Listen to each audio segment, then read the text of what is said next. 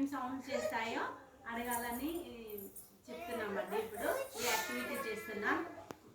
నేను పిల్లలే చూడండి, ఇప్పుడు మీరు ఎనిమల్స్ నేను ఏమేమి చెప్తాను, మీరు ఏమేమి సౌండ్ చేస్తాయో చెప్పాలి. ఓకేనా? క్యాట్ ఏమంటారు చెప్పండి.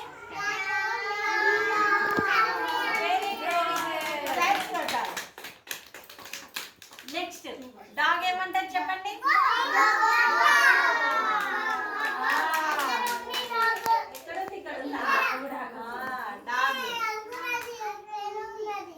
ఇక్కడ ఉంది డాగ్.